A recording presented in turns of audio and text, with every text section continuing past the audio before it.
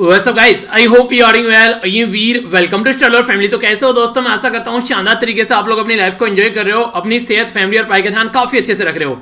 बहुत प्यारी बात बोली गई है यहाँ पर। बोला गया कि उम्र कोई भी हो, जिंदगी हर रोज कोई ना कोई सबक आप लोगों को जरूर सिखाती है। इवन अगर आप लोग किताब पढ़ने बैठेंगे ना, आप लोगों को छोटे छोटे वर्ड मीनिंग आप लोगों को सताएंगे। आप लोग उनका मीनिंग नहीं देखते हैं, सोचेंगे बाद में देखेंगे, फिर आप लोग आगे बढ़ जाएंगे। इसी तरीके से जिंदगी में भी आप लोगों को कोई ना कोई दिक्कत, कोई ना कोई प्रॉब्लम आप लोगों को डेली आती है। पर लेकिन आप लोग क्या करते हैं? फिर से वही काम करते हैं जो आप लोग किताब के साथ में कर रहे हैं कि यार ये शब्द का समझ में नहीं आ रहा है, मीनिंग क्या है, छोड़ो बाद में देख लेंगे। ऐसे ही जिंदगी में कोई प्रॉब्लम आई, उसका सॉल्यूशन नहीं निकालेंगे, छोड़ो बाद में देख लेंगे। और ऐसे ऐसे करके आप लोगों की जिंदगी जो है वो आगे बढ़ती रहती है। और जैसे जैसे वो आगे बढ़ती जाती है, ये प्रॉब्लम के जो पहाड़ हैं वो इतने बड़े हो जाते हैं कि उनके नीचे आप लोग दबकर मरने लगते हैं। आप लोग देखिए, आज का न्यूज़पेपर आज कवर नहीं करेंगे, कल कर लेंगे, कल फिर न्यूज़पेपर आएगा, कल नहीं करेंगे, परसों फिर न्यूज़पेपर आएगा, एक हफ्ते में वो इतना ज्यादा हो जाएगा, उसको छोड़ के आगे बढ़ जाएंगे। अब आप लोगों को क्या पता कि एग्जाम में पता चला उसी हफ्ते में से एक दो क्वेश्चन वहां पर पूछ लेंगे और एग्जाम में सिलेक्शन जो है वो आप लोगों का एक नंबर से रह गया। तो ये एक हफ्ता ही आप लोगों को सिलेक्शन रोक के चला गया आप लोगों का। ये सारी चीजें वो लोग समझते हैं जो डेली रेगुलर अपनी पढ़ाई करते हैं, और जो एक दिन कर लिया, एक दिन छोड़ दिया, फिर उनकी जिंदगी में इस तरीके की एक्टिविटी आप लोगों को देखने को मिलती है। और फिर क्या बोला जाता है? फिर बोला जाता है कि सर अब की बार फिर से रह गए।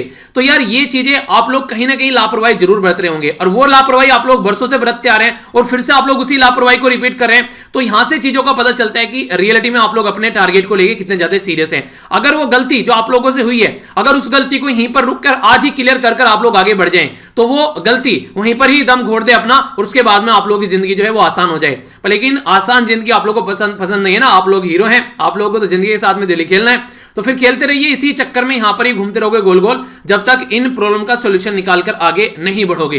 तो वही कहते हैं ना कि सक्सेस का कोई शॉर्टकट नहीं होता है, रियलिटी है ये। अगर आप लोग प्रॉपर पाथ से जाओगे तभी एक सही मुकाम पर पहुंच पाओगे। तो इसलिए अगर जिंदगी आप लोगों को सुधारनी है तो जहां पर भी जो भी दिक्कत है रुकिए, उसका वहां सॉल्यूशन निकालिए और तभी आगे बढ़िए। एक एक ईंट जोड़ने से ही मकान बनेगा, ये नहीं कि बीच बीच में एक एक ईंट आप लोग खा जाओगे, फिर वो मकान ऐसा बनेगा कि पता नहीं किस दिन गिर जाएगा। आइए अब बात करते हैं आज के क्वेश्चन के बारे में। ये क्विज है आप लोगों के सामने, इसको अटेम्प्ट कीजिए, फिर वीडियो के अंदर इसका आंसर आप लोगों को मिलेगा। अच्छे से देखिएगा कितनी सारी चीजें आप लोग याद रख पाते हैं। तो एक एक कर हम लोग नजर डालते हैं। तो आइए सबसे पहला जो क्वेश्चन है आप लोगों के सामने, यहां पर बात कर रहा है सीमेरू के बारे में।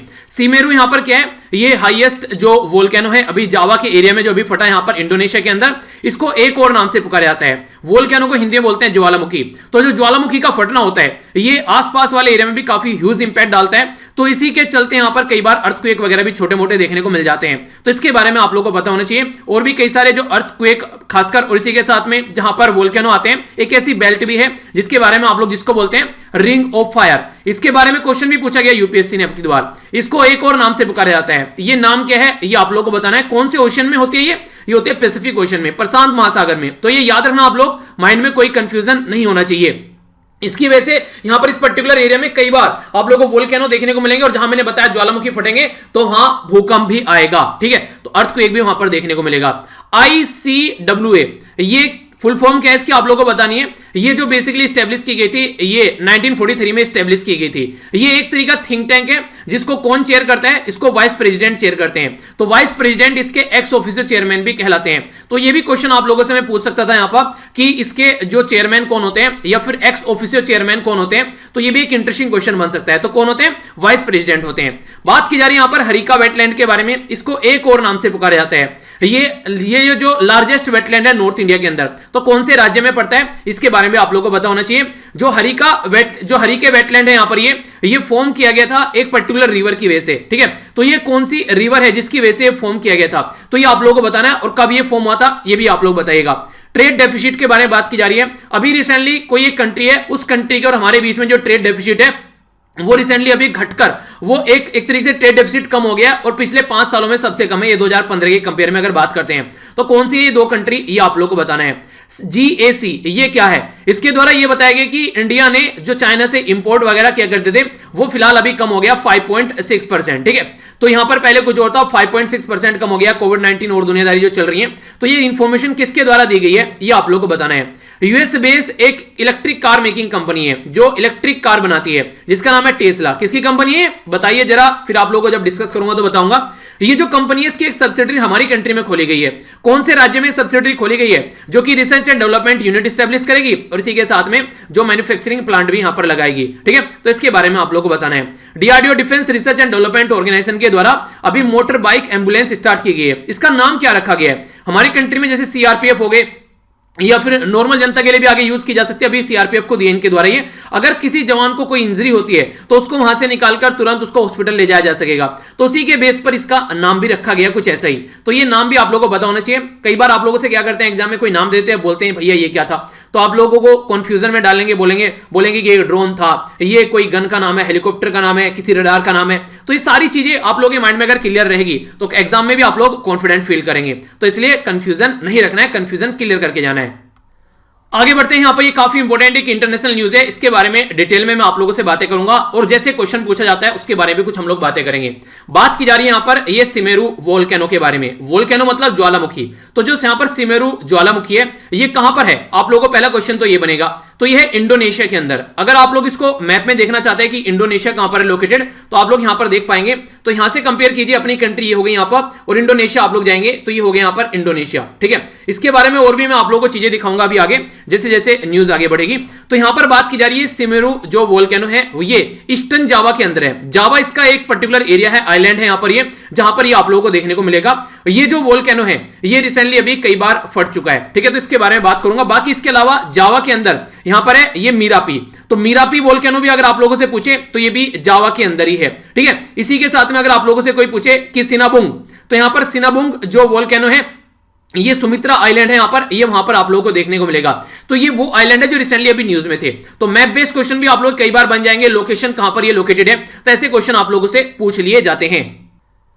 जैसे अगर पिक्चर आप लोग देखना चाहते हैं तो कुछ इस तरीके की एक्टिविटी आप लोगों को देखने को मिलती है जब कोई ज्वालामुखी वगैरह फटता है। तो यहां पर एग्जैक्ट लोकेशन क्या है इसकी, एग्जैक्ट लोकेशन में आप लोग यहां पर दिखाता हूं, ये आप लोग अच्छे से इसको अंडरस्टैंड कर पाएंगे किस पर्टिकुलर एरिया के बारे में बात की जा रही है। ठीक है, तो ये आप लोग यहां पर देखते हैं, इसको थोड़ा सा अभी ऊपर देखिए आप लोग यहां पर, ये हो गया इंडोनेशिया। ठीक है, ये जावा से इसके ऊपर यहां पर आप लोग देखते हैं और इस साइड में इसकी कैपिटल है इंडोनेशिया की जिसको बोलते हैं जकार्ता। ठीक है, तो यहां पर एग्जैक्ट लोकेशन है, यहां पर थोड़ा सा और जूम कर लेंगे इसको तो अब आप लोग इसको देख पाएंगे। ठीक है, तो ये पर्टिकुलर एरिया है आप लोगों के सामने यहां पर जिसके बारे में हम लोग बात कर रहे थे यहां पर। तो ये बार बार कई सारे ऐसे वोल्केनो हैं जो यहां पर फटते रहते हैं जिसकी वजह से काफी ज्यादा प्रॉब्लम यहां पर इस पर्टिकुलर एरिया में देखने को मिलती है। ठीक है, अभी आगे बात करते हैं इसके बारे में।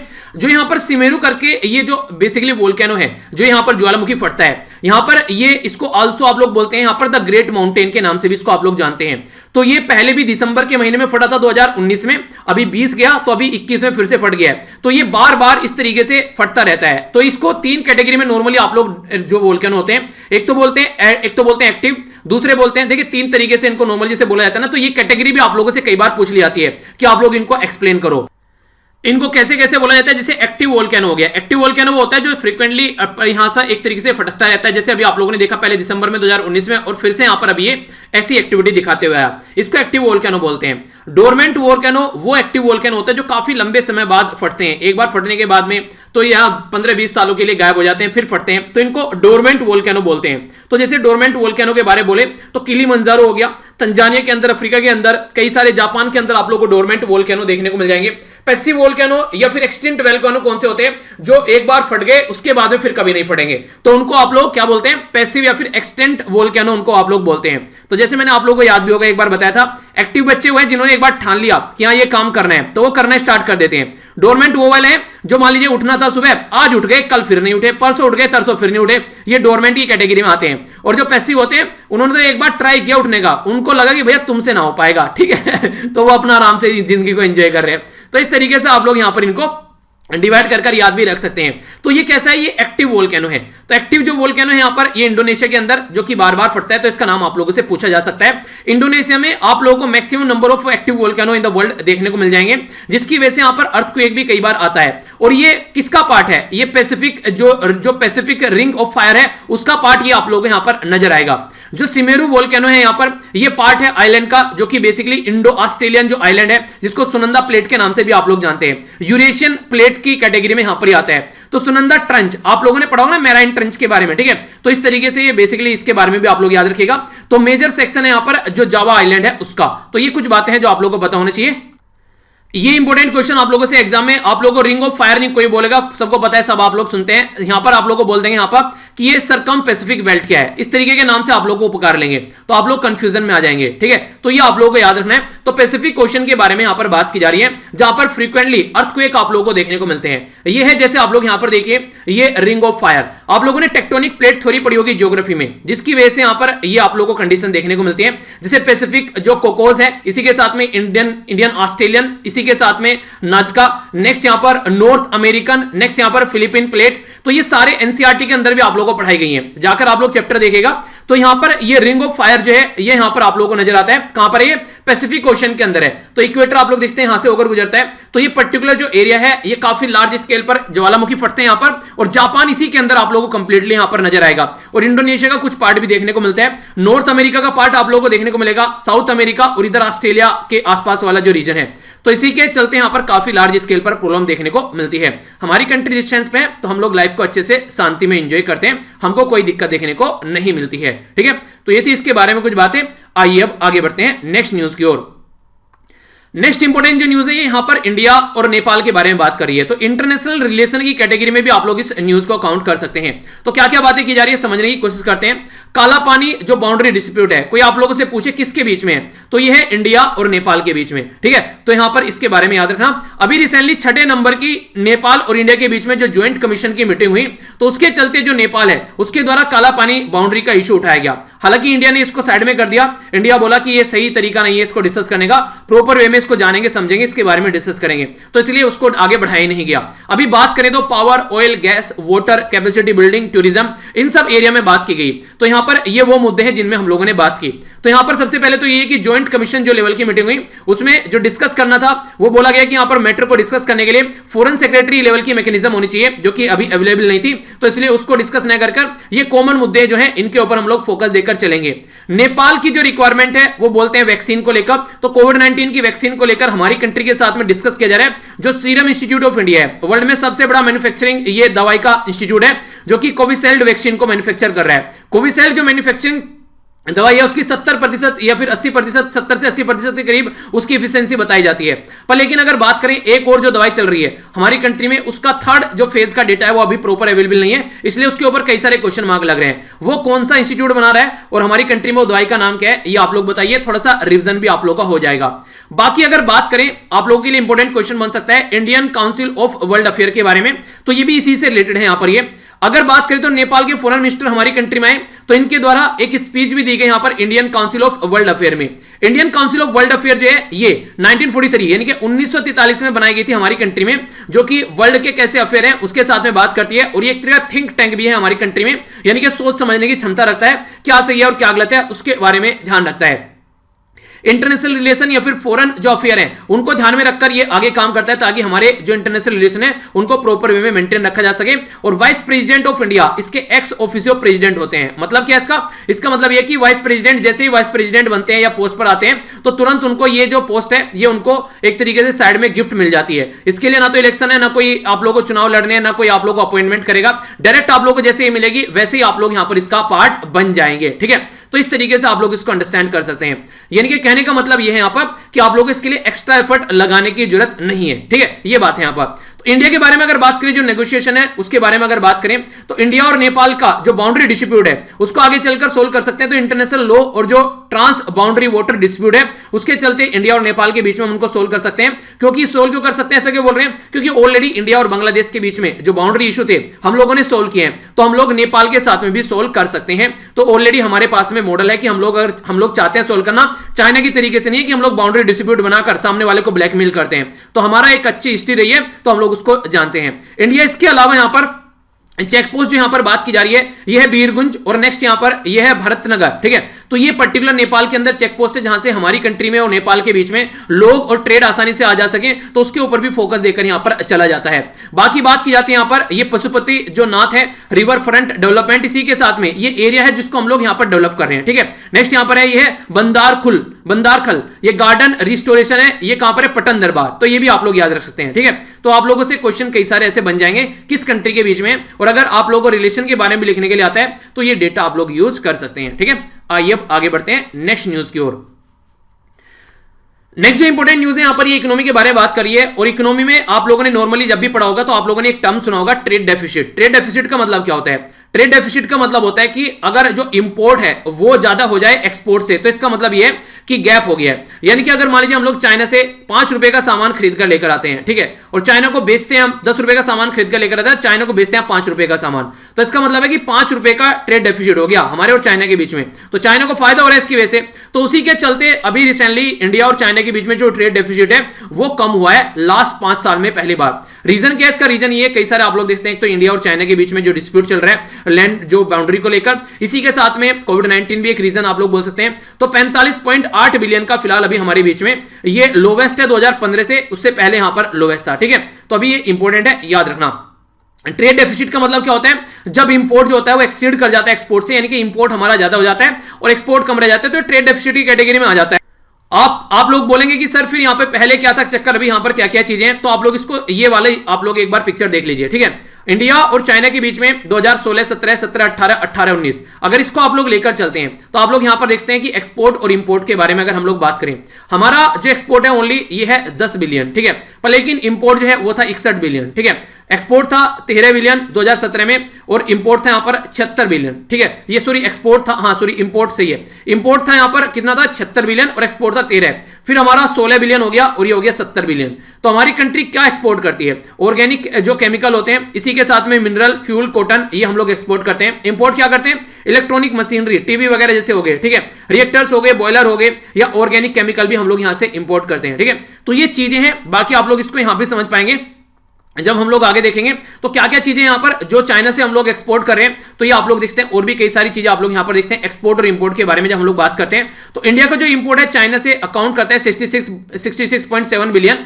ठीक है, तो ये अभी डिक्लाइन हो गया है। तो लोवेस्ट फिगर था 2016 से, अब लोवेस्ट फिगर देखने को मिल रहा है। और एक्सपोर्ट के बारे में बात करें तो उसके बारे में बात करिए तो क्रॉस कर गया 20 बिलियन के करीब, ठीक है।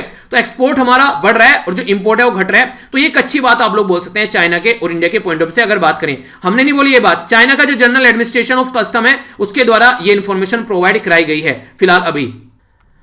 तो यहां पर मैंने आप लोगों को 2018-19 तक की चीजें दिखाई। अब अगर मैं आप लोगों से आगे भी थोड़ी सी बात करूं यहां पर ट्रेड डेफिसिट के बारे में, तो आप लोग समझ सकते हैं कि हमारी कंट्री और चाइना के बाद में 2019 का डेटा है आप लोगों के सामने।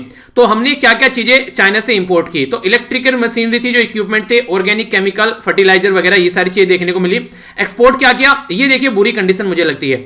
चाइना से हम लोग बना बनाया सामान लेकर आ रहे हैं नॉर्मली अगर देखा जाए, ठीक है, पर लेकिन चाइना को बेच के आ रहे हैं आयरन ओर, यानी कि अपनी कंट्री में से जो रॉ मटेरियल है वो बेच रहे हैं। जैसे अंग्रेज रॉ मटेरियल निकाल के लेकर जाते थे ना, फिर बना हुआ सामान लेकर आते थे, तो वो दिक्कत देखने को मिलती है। ऑर्गेनिक केमिकल, कॉटन वगैरह हो गया, कॉटन बेचते हैं, फिर कपड़े चाइना के बना बनाकर यहां पर लाए जाते हैं, ठीक है। अनफिनिश्ड डायमंड, डायमंड को फिनिश करके फिर चाइना हमारी कंट्री में लेकर आते हैं। तो इस तरीके की कई सारी चीजें आप लोगों को देखने को मिलेगी। ऐसा नहीं है सारा हमारी कंट्री में लेकर आएंगे, काफी अपने लिए खरीदते हैं कंज्यूम करने के लिए, पर लेकिन काफी कुछ रिटर्न भी चीजें आती हैं। तो इस तरीके से अंडरस्टैंड कर सकते हैं। तो इंडिया में क्या क्या चीजें हुई है, अभी हम लोग कैसे ट्रेड डेफिसिट को डाउन कर पाए। कुछ तो चीजें ऐसी हैं जो हम लोग पहले चाइना से खरीदते थे, आज के दिन में किसी और कंट्री से हम लोगों ने खरीदना स्टार्ट कर दिया। दूसरा इंपॉर्टेंट पॉइंट यहां पर ये, आज की डेट में अगर आप लोग देखेंगे तो चाइना जो है वो कहीं ना कहीं बहुत सारी चीजें ऐसी थी जो चाइना से लाते हैं, हम लोग ने खुद ने मैन्युफैक्चर करना स्टार्ट कर दिए। जैसे हम लोग आत्मनिर्भर भारत अभियान के बारे में बात करते हैं, तो उस एरिया में गवर्नमेंट के द्वारा एक अच्छा सपोर्ट प्रोवाइड कराया, जिसकी वजह से कई सारी चीजें सही देखने को आप लोगों को मिली। तो ये कई सारे पॉइंट आप लोग यहां पर अंडरस्टैंड कर सकते हैं। तो आयरन और ये सारी चीजें जो है चाइना वगैरह से जो है जब आप लोग बात करते हैं, तो ये काफी लार्ज स्केल पर जो चीजें आप लोगों को देखने को मिलती थी, ये न्यू इंफ्रास्ट्रक्चर जो प्रोजेक्ट की वजह से भी चीजें रिवाइव हो रही हैं। तो देखते हैं चीजें क्या आगे निकल कर यहां पर आती हैं।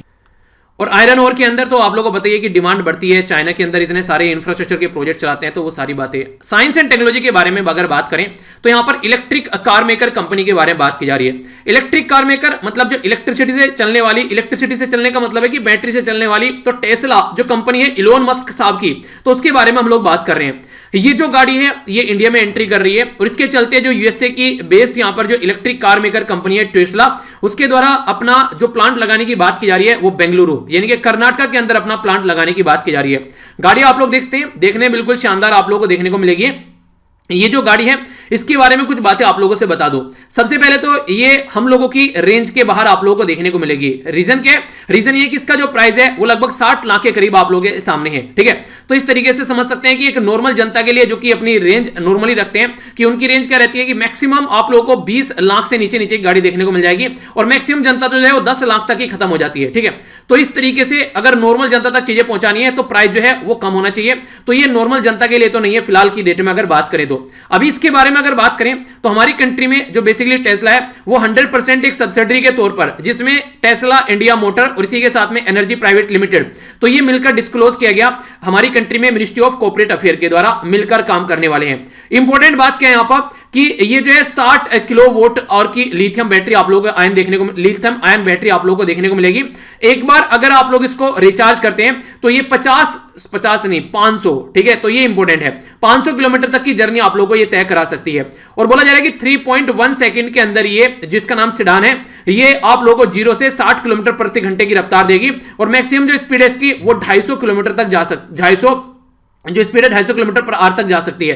तो ये एक इंपॉर्टेंट चीज है यहां पर, क्योंकि बैटरी वाली गाड़ी को नॉर्मली ये माना जाता है कि ज्यादा नहीं दौड़ेगी। तो यहां से आप लोग अंडरस्टैंड कर सकते हैं कि कितनी अच्छी दौड़ सकती है, ठीक है। नॉर्मली अगर गाड़ी चलाते हैं तो वो 80 के एयरफेयर में रेंज रखनी चाहिए आप लोगों को। बाइक वगैरह चलाते हैं अगर तो आप लोगों को 40 से 50 के एयरफेयर में रेंज रखनी चाहिए। इससे ऊपर अगर चीजें जाती हैं तो फिर आप लोगों के हाथ से जो है चीजें छूटने के चांसेस आते हैं और एक्सीडेंट होने के चांसेस बढ़ जाते हैं। इसलिए हमारी कंट्री में आप लोगों को एक रिपोर्ट के बारे में बताया था कि मोटे मोटे तौर पर अगर देखिए इतनी स्पीड से चीजें चलती हैं तो हमारी कंट्री में 1.5 लाख के करीब जो लोग हैं ना वो इसकी वजह से चले जाते हैं और लगभग 4,50,000 के करीब जो लोग हैं उनकी हमारी कंट्री में इंजर्ड होते हैं, हाथ पैर टूटते हैं, कोई और नुकसान होता है। तो लगभग 3% से भी ज्यादा है हमारी कंट्री में जो ग्रोथ जो जीडीपी है, जीडीपी ग्रोस डोमेस्टिक प्रोडक्ट है, उसका नुकसान होता है ओनली इस रीजन की वजह से। रीजन क्या है? कमाने वाले की जान चली गई है। पता चला एक काफी बड़ा, मान आप लोग को समझने के लिए देखिए थोड़ी सी देर के लिए, आज की डेट में मान लीजिए कोई बहुत बड़ा साइंटिस्ट है हमारी कंट्री में और वो हमारी कंट्री के लिए बहुत इंपॉर्टेंट एसेट्स है, रोड एक्सीडेंट में उसकी जान चली गई, नुकसान हुआ कि नहीं हुआ देश को, ठीक है। इस तरीके से आप लोग अंडरस्टैंड कर सकते हैं। तो ये चीजें होती हैं कि हम लोग कितनी मेहनत कर कर अपना इस तरीके से लोगों को तैयार करते हैं और उनकी जान चली जाती है। तो ये एक गलत तरीका है,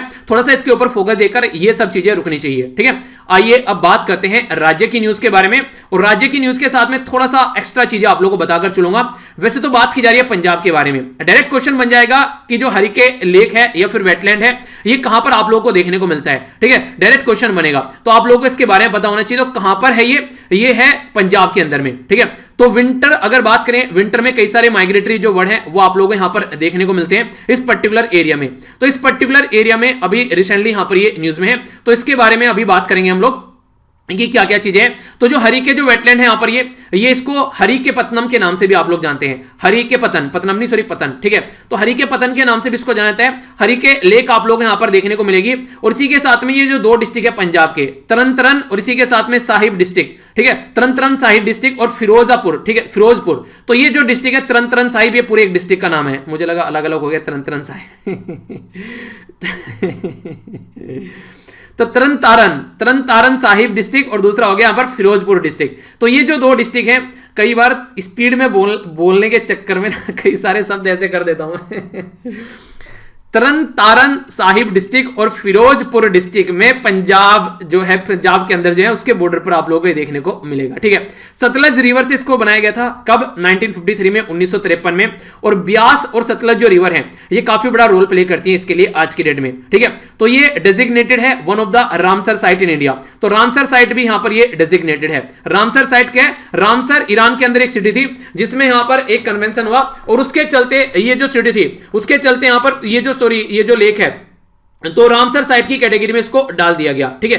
तो ये भी कई सारे ऐसे क्वेश्चन आप लोगों से पूछ लिए जाते हैं, तो कोई कंफ्यूजन नहीं होना चाहिए इनके बारे में। अगर कोई भी कंफ्यूजन होता है तो उसको क्लियर कर आप लोगों को बढ़ना चाहिए। अच्छा, अगर आप लोगों से एक क्वेश्चन पूछा जाए रामसर साइट के बारे में तो आप लोगों को बताना है कि क्या हमारी कंट्री में अभी फिलहाल कितनी रामसर साइट है, ठीक है। रिसेंटली अभी दर्जा दिया गया दिसंबर के महीने में भी कुछ रामसर साइट को, 40 से ऊपर इतने बता देता हूं टोटल कितनी है ये आप लोगों को बतानी है। रामसर कन्वेंशन के बारे में अगर आप लोगों से थोड़ी सी मैं बात करूं तो रामसर कन्वेंशन साइन किया गया था 1971 में, ठीक है। 1971 में रामसर कन्वेंशन साइन किया गया था याद रखिएगा, बांग्लादेश को जब आजादी मिली पाकिस्तान से तब की बात की जा रही है, ठीक है। और इंपॉर्टेंट क्या है, फिर 1975 में ये इफेक्टिव में आ गया, यानी कि हमारी कंट्री में इमरजेंसी लग गई तो ये इफेक्टिव में आ गया तो कुछ भी तिकड़मबाजी जो आप लोगों को लगे यार, मिलाकर याद रख लेना। इससे क्या होगा, एक ही साथ में दो इंसिडेंट आप लोगों को याद हो जाएंगे। बांग्लादेश को आजादी मिली 1971 में, रामसर साइट का दर्जा यहां पर इसको मिल गया, रामसर साइट जो था ये कन्वेंशन साइन किया गया। हमारी कंट्री में इमरजेंसी लगी तो यहां पर रामसर साइट जो है वो इंप्लीमेंट किया जाने लगा। टोटल 171 सिग्नेटरी है जो पार्टी है इसके अंदर, तो ये इसके बारे में आप लोग याद रखेगा, ठीक है। तो कुछ बातें थी जो कि रामसर ईरान के अंदर एक सिटी है, उसके चलते यहां पर ये न्यूज में रहता है। बाकी अगर जो रिवर के बारे में बात करें तो ये मैंने आप लोगों को बताया भी था, 3 रिवर तो आती है पाकिस्तान के हिस्से में और 3 आती है इंडिया के हिस्से में, तो टोटल मिलाकर इंडस वाटर जो ट्रीटी है वो 6 रिवर के लिए है। ये जो 6 रिवर है, ये जो बेसिकली ट्रीटी हुई, ये हमारी कंट्री में 1960 में इसको साइन किया गया। और हमारी कंट्री में जब इंडिया और पाकिस्तान के रिलेशन के बारे में बात करते हैं, ये ट्रीटी हमेशा न्यूज में रहती है। तो ये भी बोला जाता है कई बार कि खून की नदियां और वैसी पानी की नदियां एक साथ नहीं बहेंगी, तो हमारी कंट्री में कई बार इसको रिव्यू करने की भी बात की जाती है, क्योंकि हमारी कंट्री के पास मैक्सिमम कंट्रोल है इन रिवर का, तो पाकिस्तान के ऊपर काफी ह्यूज इंपैक्ट इसका पड़ सकता है। तो 3 रिवर कौन सी है जो हमारे हिस्से में आती है, तो वो याद रखेगा। जो इंडिया के हिस्से में आती है वो कौन कौन सी है, और जो पाकिस्तान के हिस्से में आती है वो कौन कौन सी है। तो इंडिया के हिस्से में आते हैं रवि, ब्यास और सतलज, ठीक है। तो ये रवि, ब्यास और सतलज जो रिवर है वो इंडिया के हिस्से में आती है। बाकी यहां पर यह है इंडस, चेनाब और झेलम रिवर है, ये इंडस, ठीक है। तो ये आती है किसके हिस्से में, ये आती है पाकिस्तान के हिस्से में, तो ये आप लोग याद रखिएगा। वर्ल्ड बैंक की अध्यक्षता में ये जो था हमारे द्वारा साइन किया गया था, ये काफी इंपॉर्टेंट है, जिसके चलते इंडिया को अलाउ है ओनली 20% इंडस वाटर हम लोग यूज करते हैं, बाकी का पाकिस्तान के लिए छोड़ देते हैं, और ये अरेबियन सी में भी जाकर यहां पर गिर जाता है, ठीक है। रिवर जो इंडस है वो ओरिजिनेट होती है चाइना से। इंपॉर्टेंट बात यह है कि चाइना इसका पार्ट नहीं है। परमानेंट जो बॉडी है यहां पर इंडस वाटर कमीशन की, वो डिस्प्यूट को सोल्व करती रहती है जब भी दोनों कंट्री के बीच में कोई उल्टी सीधी हरकतें होती हैं। हमारी कंट्री के पंडित जवाहरलाल नेहरू जी और पाकिस्तान के जो प्रेसिडेंट अयूब खान, इनके द्वारा ये जो डील थी, ये जो ट्रीटी थी, ये साइन की गई थी। तो इंपॉर्टेंट न्यूज है, अगर पूछ ली जाए, कई बार न्यूज में रहती है, तो कंफ्यूजन नहीं होना चाहिए मेरे हिसाब से, ठीक है। आइए अब आगे चलते हैं।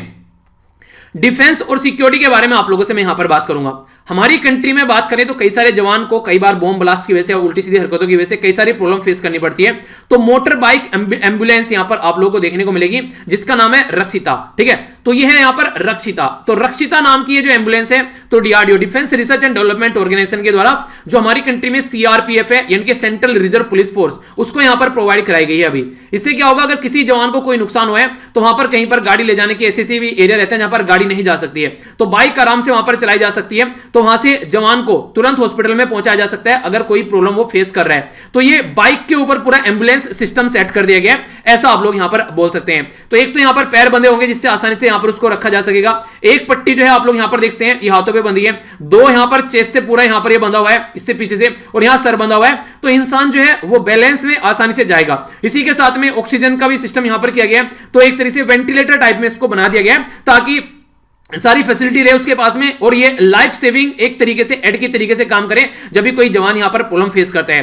तो Indian institute of nuclear medicine और अलाइड जो साइंस है, जो कि दिल्ली बेस ये डीआरडीओ की लैबोरेटरी है, इसके द्वारा जो रक्षिता है यहां पर ये सीआरपीएफ को भी प्रोवाइड कराई गई। तो कैजुअलिटी कई बार होती है तो उसको यहां पर रोका जा सकेगा। तो कैजुअलिटी जो रोकने का तरीका है, तो कैजुअलिटी जो इवैक्यूएशन जो सीट है वो यहां पर इसके साथ में फिट की गई है, ताकि यहां पर जो भी यहां पर जो इंसान जिसको कोई प्रॉब्लम है उसको पहुंचाया जा सके। मेरे हिसाब से तो आप लोग इसको रामबाण बोल सकते हैं उस पर्टिकुलर पॉइंट ऑफ के लिए, जब यहां पर किसी इंसान जो है वो जान और मौत और जिंदगी के बीच में जूझ रहा हो, ठीक है। तो बाइक जो है वो एम्बुलेंस का काम करेगी पैरामिलिट्री और मिलिट्री फोर्सेस के लिए। इवन जो ये सिविल एप्लीकेशन के लिए भी इसको यूज किया जा सकता है किसी पर्टिकुलर एरिया में जहां पर आज के डेट में एम्बुलेंस की फैसिलिटी प्रोवाइड नहीं होती है। और इंपॉर्टेंट बात बताऊं जो मुझे सबसे ज्यादा इंटरेस्टिंग लगी वो क्या है, वो ये है आज के दिन में अगर सड़क पर आप लोग जा रहे हैं ना, तो एम्बुलेंस की वजह से एम्बुलेंस को कई बार रास्ता भी नहीं मिलता है, और अगर किसी ऐसी चीज पर आप लोग इंसान को लेकर जा रहे हैं तो आसानी से वहां पर रास्ता निकालकर आप लोग पहुंच सकते हैं। तो ये एक अच्छी बात यहां पर लगी, जो कि एक इंपॉर्टेंट है। खासकर आप लोगों को पता है कि स्टार्टिंग का जो 1 आवर होता है, कोई भी एक्सीडेंट वगैरह कुछ भी होता है तो वो काफी इंपॉर्टेंट होता है। अगर उस 1 घंटे में चीजें जो है वो ठीक हो जाती हैं तो काफी ज्यादातर लोगों की जान हम लोग बचा सकते हैं। तो ये एक इंपॉर्टेंट जो यहां पर हमारी कंट्री का जो इन्वेंशन है, मुझे तो पर्सनली काफी अच्छा लगा। आप लोगों की इसके बारे में क्या राय है, तो आप लोग अपनी राय जरूर बताइएगा। आगे बढ़ता हूं। नेक्स्ट यहाँ पर ये जो न्यूज है ये बात की जा रही है पॉलिटी की, एक न्यूज है आप लोगों के सामने। तो पॉलिटी में भी जो बात की जा रही है ये सेंट्रल विजिलेंस कमीशन के बारे में बात की जा रही है, जिसको आप लोग सीवीसी बोलते हैं। विजिलेंस का मतलब होता है सतर्कता, एक तरीके से सेंट्रल का यानी कि केंद्र का सतर्कता आयोग। तो सेंट्रल विजिलेंस जो कमीशनर है उसके द्वारा रिसेंटली अभी डायरेक्टेड किया गया यहाँ पर जो ऑल मिनिस्ट्री और जो डिपार्टमेंट है उनको यूनियन गवर्नमेंट के स्ट्रिक्टली जो फॉलो करने की बात की जा रही है, वेरियस स्टेजेस होती है जो डिसिप्लिनरी प्रोसीडिंग की, उसको लेकर अगर कोई भी हरासमेंट का कोई चार्ज ऑफिशियल के खिलाफ लगता है तो। लेकिन नॉर्मली ये सीवीसी करता क्या काम है, हमारी कंट्री में जो गवर्नमेंट डिपार्टमेंट है क्या वो ढंग से काम कर रहे हैं, करप्शन तो नहीं कर रहे, उल्टी सीधी कोई हरकतें तो नहीं कर रहे, तो उसके हिसाब से यहां पर सीवीसी उन चीजों को देखता है। तो सीवीसी जो है यहां पर ये एक्सप्रेस कंसर्न इसके द्वारा दिया गया अभी यहां पर इसी कि डिपार्टमेंट ऑफ पर्सनल और जो ट्रेनिंग इन्वेस्टिगेशन वो एक तरीके से कई बार क्या होता है कि टाइम लिमिट के अंदर इन्वेस्टिगेट नहीं करती है और लॉन्गर इशू पड़े रहते हैं, तो उन्हें जैसे कोर्ट में जाएंगे तो कई सारे सालों तक चीजें पड़ी रहती हैं, तो उसको सुलझाने की बात की जाती है। सुप्रीम कोर्ट के द्वारा भी ऑर्डर दिया गया था कि लिमिटेड टाइम पीरियड में चीजें जो हो जानी चाहिए, तो यहां पर 6 मंथ से ज्यादा चीजें नहीं बढ़नी चाहिए, पर लेकिन फिर भी केस जो है वो लंबे समय तक पड़े रहते हैं और उनका सॉल्यूशन नहीं निकलता है।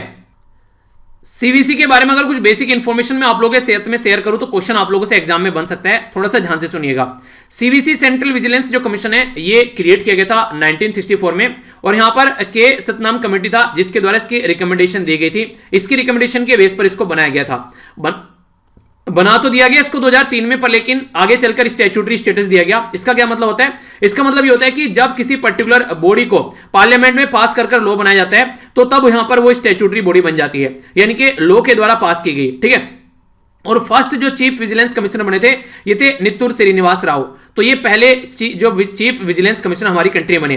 तो जो कमिश्नर होते हैं यहां पर टोटल मिलाकर आप लोगों को देखने को मिलेंगे, तो सी जो सेंट्रल विजिलेंस कमिश्नर होता है वो चेयरपर्सन होता है और 2 विजिलेंस कमिश्नर होते हैं, तो टोटल मिलाकर 3 मेंबर की बॉडी है। सेंट्रल विजिलेंस कमिश्नर और जो विजिलेंस जो कमिश्नर होते हैं ये अपॉइंटेड किए जाते हैं प्रेसिडेंट ऑफ इंडिया के द्वारा। तो प्रेसिडेंट ऑफ इंडिया तो अपॉइंट करता है, पर लेकिन एक कमिटी यहां पर रिकमेंड करती है प्रेसिडेंट को, वो कमिटी में कौन कौन होता है ये आप लोगों को बताना है। क्वेश्चन आप लोगों से पूछा गया है कई बार पहले भी। तो प्राइम मिनिस्टर तो चेयरपर्सन होते हैं उस कमेटी के, मिनिस्ट्री ऑफ होम अफेयर जो होते हैं मेंबर होते हैं, और लीडर ऑफ अपोजिशन होते हैं यहां पर, जो कि यहां पर इस पर्टिकुलर पोस्ट पर लोगों को बैठाते हैं, ठीक है। और जो यहां पर रिमूव किया जाता है ओनली ऑर्डर, यहां पर किसका, प्रेसिडेंट ऑफ इंडिया उसके ऑर्डर पर यहां पर इनको रिमूव किया जाता है। ये वाली स्लाइड देखिए आप लोग ढंग से चीजों को देख पाएंगे, तो उनके ऑर्डर पर यहां पर रिमूव किया जाता है। तो प्रेसिडेंट ऑफ जो इंडिया है तो वो यहां पर रिमूव करेगा, पर misbehaviour incapacity after supreme court reference, supreme court का रेफरेंस आएगा, ऐसा नहीं है कि अपनी चलाएंगे यहां पर गवर्नमेंट, ठीक है। तो ये एक इंपॉर्टेंट पॉइंट आप लोगों से एग्जाम में पूछे जा सकते हैं। तो सीवीसी जो है वो काफी इंपॉर्टेंट बॉडी है, तो कुछ भी ऐसा पूछा जाए तो उसके बारे में याद रखेगा। तो यही बातें यहां पर बताई गई हैं जो कि आप लोग याद रख सकते हैं। इसी के साथ में अगर बात करें यहां पर रीजन क्या है पेंडेंसी, अगर केस इतने पड़े हुए जिसकी वजह से सीवीसी न्यूज में आ गया, क्योंकि देखिए अगर कोई केस चल रहा है तो सुप्रीम कोर्ट उसके ऊपर स्टे लगा दिया, केस पेंडिंग में चल रहा है, पर्सन को सर्विस से टर्मिनेट कर दिया गया, तो इसकी वजह से काफी ज्यादा प्रॉब्लम देखने को मिल जाती है।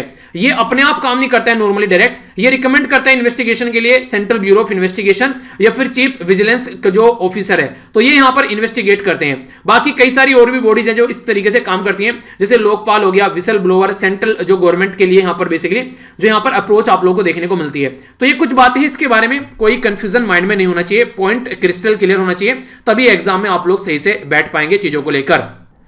इंपॉर्टेंट न्यूज है यहां पर इंडिया और श्रीलंका के रिलेशन के बारे में यहां पर बात कर रही है। तो इंडिया और जो श्रीलंका है उसके रिलेशन के बारे में देखने से पहले आप लोग देखिए, हमारी कंट्री होगी यहां पर ऊपर और नीचे हो गया श्रीलंका, दोनों को डिवाइड करने के लिए पाक स्टेट है बीच में, ठीक है, PALK, ठीक है। तो ये स्टेट है, ये स्टेट जो होता है बेसिकली दो लार्ज वाटर बॉडी को कनेक्ट करने का काम करता है। तो इंडिया और श्रीलंका के बीच में मैंने आप लोगों को दिखाया यहां पर जो ये स्टेट है। इसी के साथ में जो इंपॉर्टेंट पॉइंट है अब यहां पर समझते हैं क्या क्या न्यूज में है। न्यूज में यहां पर यह है कि अभी डिमोलिश करने की बात की जा रही है एक मेमोरियल जो कि श्रीलंका के अंदर बनाया गया है यहां पर ये, ठीक है। तो ये जो मेमोरियल बनाया गया था श्रीलंकन आर्मी के द्वारा 2009 में इसको बनाया गया था। ये जो सिविल वॉर चल रही थी उस टाइम पर ये मेमोरियल बनाया गया है। तो यहां पर गवर्नमेंट ऑफ श्रीलंका के द्वारा डिसाइड किया गया इसको रीबिल्ड करने के लिए और डिमोलिश करने के लिए जो मेमोरियल है कहां पर है, जाफना यूनिवर्सिटी के अंदर है। जब इंडियन हाई कमिश्नर के द्वारा कंसर्न यहां पर जारी किया गया, क्योंकि कंसर्न क्यों किया गया, आखिर ये क्या रीजन है यहां पर हमारी कंट्री उसमें इंटरफेयर क्यों कर रही है, तो ये आप लोगों को पूरा आर्टिकल सुनने के बाद में समझ में आएगा। जब हमारी कंट्री में अंग्रेज हुआ करते थे तो अंग्रेजों के द्वारा कई सारे ऐसे स्टेप उठाए गए जिसकी वजह से आज के टाइम में भी इंडिया और श्रीलंका के जो रिलेशन में दिक्कत देखने को मिलती है। वो हमारी कंट्री के जो तमिलियन भाई बहन थे उनको श्रीलंका में ले गए खेती कराने के लिए, टी की खेती हो गई या फिर कोई दूसरा व्यापार हो गया, और काफी लंबे समय तक वो यहां पर रहे। तो हुआ तो ये कि उनका नाता कट गया अपनी लैंड से और यहीं पर रहने लगे। अब जब कोई इंसान किसी जगह पर जाकर 40 से 50 साल रह लेता है तो जिंदगी तो उसकी निकल गई सारी ऐसे ही, फिर वो वहीं पर ही अपना कुछ जुगाड़ पानी करके स्टेब्लिशमेंट करके वहीं रहना सहना स्टार्ट कर देता है। पर लेकिन उसी के बाद में आगे चलकर अंग्रेज तो यहां से निकल लिए, अंग्रेज यहां से निकल लिए और देश आजाद हो गया, हमारा देश भी आजाद हो गया और हमारे कुछ बाद में श्रीलंका भी आजाद हो गया। ठीक है, तो दोनों कंट्री जो थी वो 1950 से पहले आजाद हो गई। अब यहां पर जो लोग थे श्रीलंका में जो हमारी कंट्री के, अब उनको वहां पर जो नए जो एडमिनिस्ट्रेशन आए उन्होंने उनको तिरस्कार करना स्टार्ट कर दिया। तो तमिलियन जो थे श्रीलंका में वो माइनॉरिटी की तरीके से, तो माइनॉरिटी के ऊपर अत्याचार होने लगे ना, तो उनको जॉब के पॉइंट ऑफ से देखा जाए तो उनको प्रॉपर चीजें फैसिलिटेट नहीं कर जाती थी। इसी के साथ में और भी उनके ऊपर कई सारे भाषा को लेकर कई सारी और चीजें, तो उनको वहां से निकालने की कोशिश की जाने लगी और सेकेंडरी सिटीजन की तरीके से उनको वहां पर देखा जाने लगा और सिटीजनशिप भी उनको नहीं मिली। तो ये सारी चीजों को देखते हुए यहां पर जब 1950 के बाद में इंडिपेंडेंट कब हुआ, ये 1948 में हुआ, हमारी कंट्री के एक साल बाद में। तो श्रीलंका के जो अंदर जो तमिलियन कम्युनिटी थी उन्होंने कई सारी प्रॉब्लम फेस करनी स्टार्ट कर दी वहां पर। इनमें से जो कई सारी चीजें थी वो आप लोगों को देखने को मिलेगा। श्रीलंका के अंदर जो चाय वगैरह की जो खेती थी यहाँ पर, ये काफी बड़ा इनके अंडर में था ये कंट्रोल। लिंग्विस्टिक डिस्क्रिमिनेशन इनके खिलाफ देखने को मिला। जो सिन्हाला कम्युनिटी है श्रीलंका के अंदर, वो तमिलियन कम्युनिटी को वो एक तरीके डिस्क्रिमिनेट करना स्टार्ट कर दिया। ऑफिशियल लैंग्वेज की तरीके से भी उसको नहीं देखा गया, कई सारी ऐसे फंडे थे कि उनको सेकेंडरी सिटीजन बताना स्टार्ट कर दिया। रिलीजियस डिस्क्रिमिनेशन भी देखने को मिलने लगा तमिलियन जो पॉपुलेशन था, क्योंकि सिन्हाला जो कम्युनिटी एक बुद्धिस्ट कम्युनिटी है श्रीलंका के अंदर, जो कि काफी लार्ज स्केल पर यहां पर इनको तिरस्कार करने लगी और तब यहां पर जाकर इंटेंसिफाई हुआ यहां पर मूवमेंट, जिसके चलते इनके लिए लगने लगा कि ये ऐसे नहीं मानेंगे, अपने हक इनसे लड़कर लेने पड़ेंगे। अब देखिए हमारी कंट्री के लोग थे वहां पर और यहां पर श्रीलंका में गए हुए, तो हमारी कंट्री बीच में आएगी, तो हमारी कंट्री भी यहां पर बीच में आई। इसी की वजह से हम अपनी एक कंट्री के प्राइम मिनिस्टर को खो बैठे, एक्स प्राइम मिनिस्टर इंडिया के।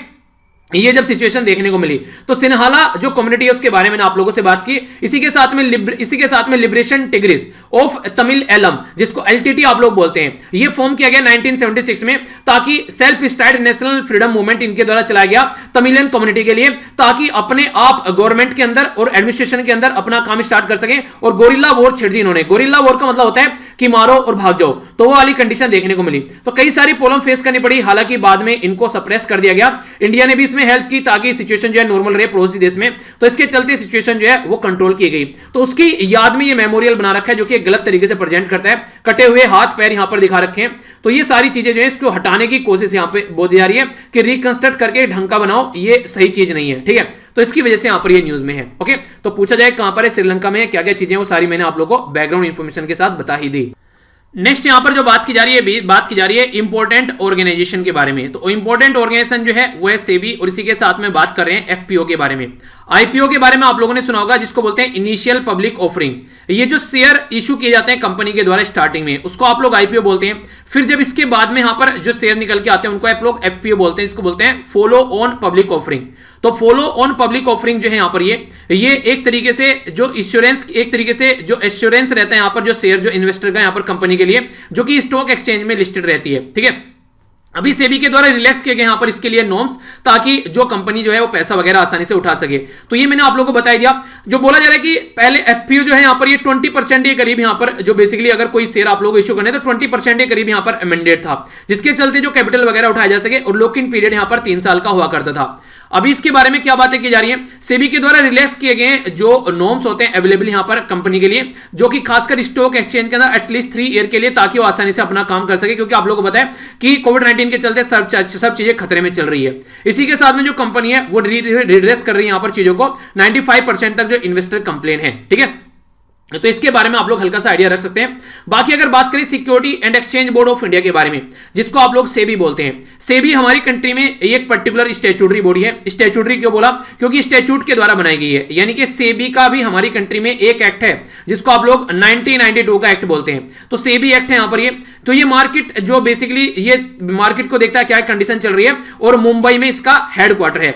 ये आज की डेट में चेयरपर्सन जो इसके अजय त्यागी साहब हैं, जो कि इसकी सारी देखरेख करते हैं। तो एक फेयर प्रैक्टिस प्रोवाइड कराने की कोशिश करते हैं। फेयर प्रैक्टिस का मतलब क्या होता है, मान लीजिए कोई रेस आप लोगों को करानी है और वो इस पर्टिकुलर ग्राउंड के अंदर होनी है, तो एक बंदा यहां पर है तो ये यहां से भागना स्टार्ट करेगा, एक बंदा जो यहां से थोड़ा सा आगे जो यहां पर छोटे चक्कर में भागेगा तो थोड़ा सा पीछे से भागना स्टार्ट करेगा। ठीक है, और यहां पर अंदर से आएगा तो और पीछे से भागना स्टार्ट करेगा, ताकि सब जो है वो इक्वल रेस दौड़े। तो ये बेसिकली पर्पज यहां पर रहता है। तो इसी के चलते ये सारी कंडीशन आप लोगों के सामने, तो ये लेवल प्लेइंग फील्ड प्रोवाइड कराती है, जिसकी वजह से सारी चीजें होती हैं। ठीक है, तो ये था यहां पर आप लोगों के सामने इंफॉर्मेशन। आई होप कि आप लोगों के माइंड में क्लैरिटी आ गई होगी। ठीक है, तो क्या क्या डिस्कस किया एक बार देख लेते हैं। क्वेश्चन के आंसर दिए बगैर मत जाया करो, जो भी क्वेश्चन आप लोगों से पूछता हूं लास्ट में क्विज वगैरह, तो रिवीजन देखकर जाया करो आसानी से, ताकि लंबे समय तक याद रख पड़ो। 2 मिनट में आप लोग कुछ नहीं, एक तरीके से कुछ ज्यादा अचीव नहीं कर लोगे, और उस 2 मिनट में मैं आप लोगों की प्रोडक्टिविटी भी आप लोगों के सामने रखूंगा। आप लोग कितना पढ़ रहे हैं आप लोग अपने आप को चेक भी कर पाएंगे, तो उनको देखकर जाया करो। क्या क्या डिस्कस किया देख लेते हैं। इंटरनेशनल रिलेशन में हम लोगों ने, सॉरी इंटरनेशनल न्यूज में हम लोगों ने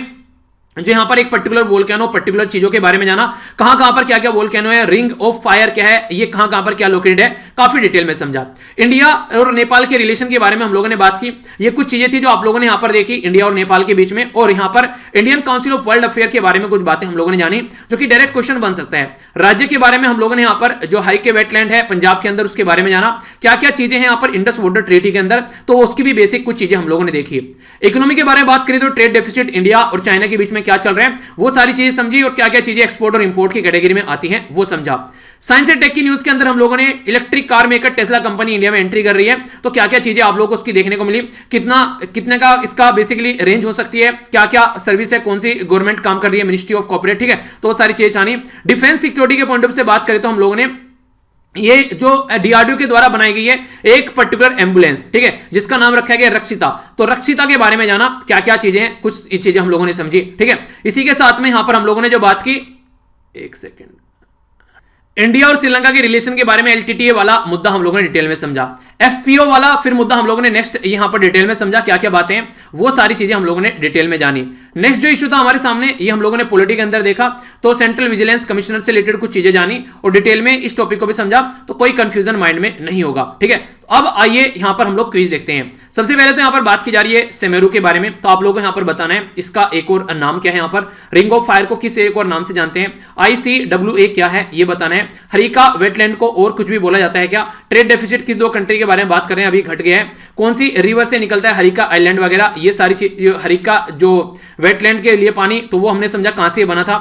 इसी के साथ में ये CGAC क्या है, जो कि यहां पर बता रही है कुछ इंफॉर्मेशन। इलेक्ट्रिक कंपनी टेस्ला कौन से एरिया में हमारी कंट्री में अपना ऑफिस बना रही है। इसी के साथ में जो एम्बुलेंस का नाम क्या रखा गया है, जो कि यहां पर मोटर बाइक एम्बुलेंस है, ठीक है। आइए अब थोड़ा सा रिवीजन कर लेते हैं। क्वेश्चन आप लोगों के सामने, इनको अटेम्प्ट कीजिए, फिर आप लोगों को आंसर बताऊंगा इनका, तो पहले आप लोग एक बार इनको देखिए, ठीक है। तो क्या क्या बात की जा रही है एक एक कर यहां पर देख लेते हैं। सबसे पहले नेशनल रोड सेफ्टी मंथ के बारे में बात की जा रही है, तो ये मंथ कब सेलिब्रेट किया जाता है ये आप लोग को बताना है, ठीक है। कौन सी मिनिस्ट्री ने मिलकर यहां पर इनोग्रेट किया रोड ट्रांसपोर्ट एंड हाईवे के साथ में। हमारी कंट्री में कितनी जीडीपी खर्च होती है अगर लोगों की जान जाती है और एक्सीडेंट होते हैं तो। NINI क्या है ये आप लोगों को बताना है। के सेफ इकोनॉमी हम लोगों ने डिस्कस की थी। ATP क्या है इसके बारे में हम लोगों ने डिस्कस किया था। कौन सी मिनिस्ट्री के अंडर में आता है, DIPAM, तो department of investment and public assets management कौन सी मिनिस्ट्री के अंडर में आता है। G7 कंट्री की कौन सी मीटिंग हो रही है, 47। इंडिया को इनवाइट किया गया किसके द्वारा ये बताना था। G7 को कब बनाया गया ये बताना था। अमेरिकन इंडियन एक पर्सनैलिटी जो कि CIO बनाए है फर्स्ट इंडियन, तो यहां पर फर्स्ट टाइम ये पोस्ट क्रिएट की गई जुलाई 2020 में, तो इसके बारे में आप लोगों से पूछा था। तो इंपॉर्टेंट क्वेश्चन है, डायरेक्ट क्वेश्चन आप लोगों से एग्जाम में पूछे जा सकते हैं, कंफ्यूजन नहीं होना चाहिए। आंसर देख लेते हैं एक एक कर। जो रोड सेफ्टी मंथ है यहां पर ये जनवरी 18 से लेके फरवरी 17 तक देखने को मिल रहा है। यूनियन मिनिस्टर ऑफ डिफेंस और इसी के साथ में रोड ट्रांसपोर्ट एंड हाईवे यानी कि राजनाथ सिंह जी और गडकरी साहब के द्वारा यहां पर इसको इनोग्रेट किया गया। 1.5 लाख जो पीपल है उनकी जान चली गई यहां पर हमारी कंट्री में रोड एक्सीडेंट की वजह से हर साल, और इसी के साथ में 4.5 लाख के करीब इंजर्ड होते हैं। तो 3.14 जो है हमारी कंट्री की जीडीपी को नुकसान पहुंचता है इससे। नमूरा इंटरनेशनल नॉर्मलाइजेशन इंडेक्स के बारे में हम लोगों ने बात की, तो ई जो यहां पर इकोनॉमी की जो कंडीशन है आप लोग देखते हैं केसेप इकोनॉमी, ठीक है। इसी के साथ में यहां पर बात करें हम लोग ये एडिनोसिन ट्राइफॉस्फेट, ठीक है, तो ये है बेसिकली एनर्जी फॉर्म के बारे में जब हम लोग बात करते हैं। मिनिस्ट्री ऑफ फाइनेंस के बारे में हम लोगों ने बात की, तो department of investment and public assets management इसके अंडर में आता है, जो कि हमारी कंट्री में डिसइन्वेस्टमेंट कैसे होना है उसके बारे में बात करते हैं। PSU के अंदर पब्लिक सेक्टर अंडरटेकिंग जो आप लोग बोलते हैं।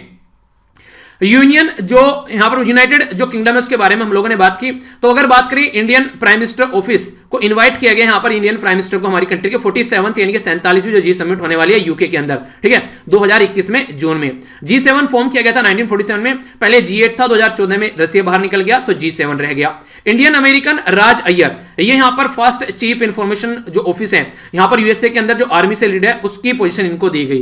तो ये था इंपॉर्टेंट डिस्कशन, मैं आशा करता हूं कि आप लोगों ने अच्छे से एंजॉय किया होगा। अगर पसंद आया तो पीडीएफ यहां से जाकर डाउनलोड कर लेना टेलीग्राम से, ठीक है। तो यहां पर अगर आप लोग अगर आप लोगों ने लेक्चर देख लिया है तो आप लोग एक्स ऑफिसियो एक तरीके से स्टूडेंट बन चुके हैं इस लेक्चर के, तो पीडीएफ आप लोगों को यहां पर फ्री में मिलेगी, ठीक है। तो जाकर पीडीएफ डाउनलोड कर लेना। तो यहां से आप लोगों को नीचे लिंक मिल जाएगा। बाकी ट्विटर, इंस्टाग्राम और फेसबुक पर भी कनेक्ट हो सकते हैं, सारे लिंक वीडियो के नीचे है, वीर तालियान जाके सर्च कर लेना। नेक्स्ट लेक्चर में मिलता हूं, और पसंद आता है तो शेयर जरूर कीजिए लेक्चर को। इसी के साथ में अपना फीडबैक दे सकते हैं लाइक और डिसलाइक करके लेक्चर को, ठीक है। नेक्स्ट लेक्चर में मिलता हूं, बड़ों को नमस्ते, छोटों को प्यार, छोटी सी लाइफ एंजॉय करा। तब तक के लिए जय हिंद।